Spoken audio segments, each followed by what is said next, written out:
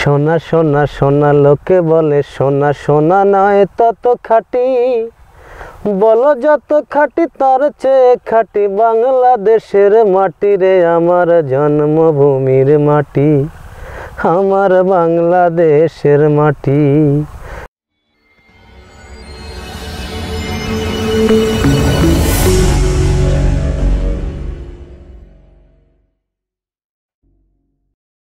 প্রতিবেদন সঙ্গে আছে আমি এরশাদ হোসাইন। প্রিয় দর্শক, আজ আমি আপনাদের নিয়ে আসছি ঐতিহাসিক গাজনাই বিলের মধ্যে। এখানে এক ভাই খামারের সাথে সম্পৃক্ত, আরও বিশেষ কথা তার কাছ থেকে জানবো উনি কেন এই খামারের সাথে সম্পৃক্ত। তো প্রিয় দর্শক, আর কথা না বাড়িয়ে চলুন শুরু করি আজকের প্রতিবেদন।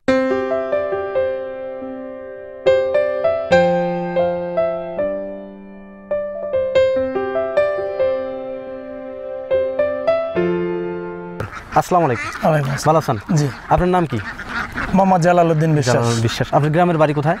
জোরপুকুরিয়া। আচ্ছা, আপনি কি পেশার সাথে জড়িত আছেন?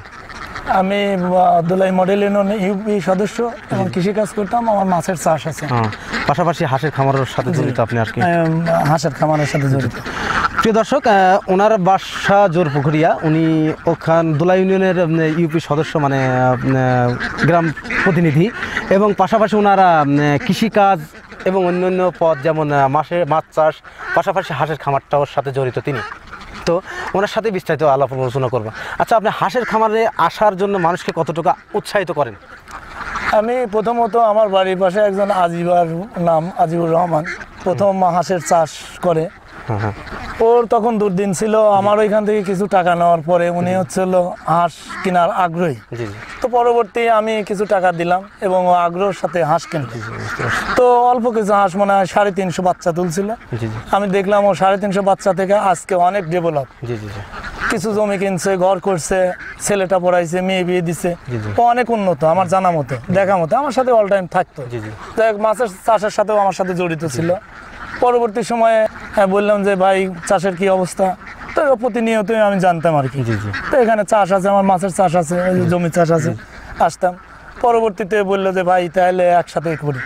আমার আগ্রহের সাথে এবং তার মনের ইচ্ছাকৃতভাবে দুইজন মোটামুটি খামারটি করলাম, এই গড়ে তুলছেন আর কি।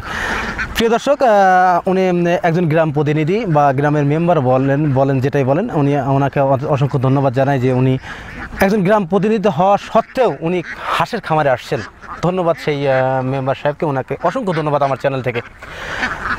আর একটা কথা না বললে নয়, আমার আশ্চর্য মনে হচ্ছে যে এখন একজন গ্রাম প্রতিনিধি হয়ে সে কেন হাঁসের খামারে আসলেন। এটা আসলে একটু ভাবার বিষয় না? অন্য সবার মতো তিনি চলতে পারতেন না? হ্যাঁ পারতেন। কেন উনি হাঁসের খামারে আসলেন, এই কথাগুলো জানবো আরও বিশেষ গুরুত্ব সহকারে। আচ্ছা, হাঁসের খামারে আসার জন্যে আপনার এই পরিকল্পনা ছিল, পূর্ব পরিকল্পনা ছিল, বা একজনের দেখে দেখে আসছেন, বা একজনের সমন্বয়ে খামারটি করে তুলছেন? আপনি কি মনে করেন নতুন যারা খামারটি করবেন বা খামার আসতে চাচ্ছেন তাদের উদ্দেশ্যে আপনি কিছু বলবেন আর কি? নতুন যারা খামার করবে অবশ্যই তারা যদি প্রশিক্ষণের মাধ্যমে মানুষের মোটামুটি সচেতনতার সাথে যদি খামারটি শুরু করে তাহলে অবশ্যই লাভবান হবে। কারণ আমার জানা মতে, আমি যতটা জানি, বাচ্চা হাঁসের যখন বাচ্চা থেকে লালন পালন করে, ডিম আসার আগে একটা মোটামুটি অসুখ হয়। ওই অসুখটা যদি সে সঠিকভাবে পরিচর্যা করে এবং জানাশোনা থাকে, যদি তার প্রশিক্ষণ থাকে, তাহলে অবশ্যই সে লাভবান হবে।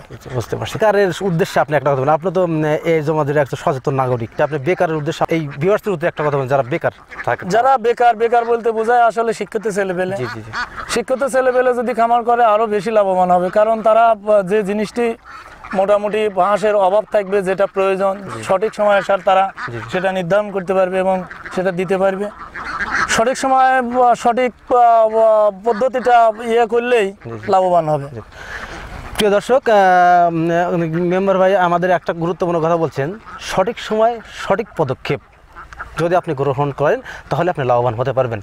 বেকারদের উদ্দেশ্যে একটা কথা বলছেন, আপনারা ওনার কথাটা কতটুকু কেয়ার করবেন আমি আপনাদের বলছি যে বেকাররা আপনারা ঘরে বসে থাকবেন না, হাঁসের খামার করুন বা গরুর খামার করুন বা ছাগলের খামার করুন, যে কোনো খামারই করুন, একটা কর্মস্থান তৈরি করুন এবং সেখানে আপ্রাণ প্রচেষ্টা করুন, তাহলে আপনি সফলতার মুখ দেখতে পারবেন। তাই বেকাররা ঘরে বসে না থেকে একটা সংস্থা গড়ে তুলুন এ কথাটাই বললেন আমাদের এই গ্রাম প্রতিনিধি। আমি ওনাকে অসংখ্য ধন্যবাদ জানাই। কেন এই হাঁসের খামারের ভিতর ঢুকলেন? আরও তো গরুর খামার ছিল বা ছাগলের খামার ছিল, সেগুলিতে কেন না গিয়ে হাঁসের খামারে আসলেন? না, মোটামুটি আসলে বিষয়টা হলো ওই যে বললাম আজিবারের না মোটামুটি ঠিক আছে, আপনি ওনাকে লাভবান দেখে লাভবান এই- দেখছি। আচ্ছা, এক দ্বিতীয়ত জি জি আমার গরুটা লালন পালন করলে মোটামুটি আমারই করতে হবে, আর বাড়ি ঘরে সমস্যা, ঘাস মাস এটা সেটা বুনতে হয় নানান দিক দিয়ে। জানান। আর হাঁসটা মাঠে থাকবে, বাড়ি পরিষ্কার থাকবে। জি জি বুঝতে- মাঠে থাকলে তো আসলে বাড়ি ঘরে ময়লা হবে না। না, না। আর করারও একটাই উদ্দেশ্য, আমি নিজে 2 টাকা লাভবান হলাম, আমার সাথে 5 জন থাকলেও তারাও মোটামুটি এ থেকে ধন্যবাদ 2 টাকা আয় করতে পারলো, 5 জন শ্রমিক কাজ করলো, এই উদ্দেশ্যেই আর কি। আর কি। প্রিয় দর্শক, একজন গ্রাম প্রতিনিধির তাকে ধন্যবাদ দিয়ে আমি ছোট করতে যাচ্ছি না। ওনার চিন্তাধারা কত দূরে, যে এখানে একটা কর্মসংস্থান গড়ে তুলব এবং আমার সেই কর্মসংস্থানে 5টা-6টা লোক কাজ করবেন এবং এখান থেকে তাদের জীবিকা নির্বাহ হবেন, এই উদ্দেশ্যে তার খামারটি গড়ে তোলা। আর বিশেষ করে একটা কথা, তিনি অন্যের দেখা দেখিতে হাঁসের খামারেতে আসছেন। ওনার জানা মতে বা ওনার দেখাতে হাঁসের খামারে প্রচুর পরিমাণ লাভবান হওয়া যায়, এজন্য তো তিনি হাঁসের খামারে আসছেন। ধন্যবাদ জানাই। অনেক কথা বললাম, সন্ধ্যা গড়িয়ে বেলা অস্ত যাচ্ছে, তো আর কথা বলবো না। আজকের প্রতিবেদন এখানেই সমাপ্ত করছি। সবাই ভালো থাকেন, সুস্থ থাকেন, আল্লাহ হাফেজ।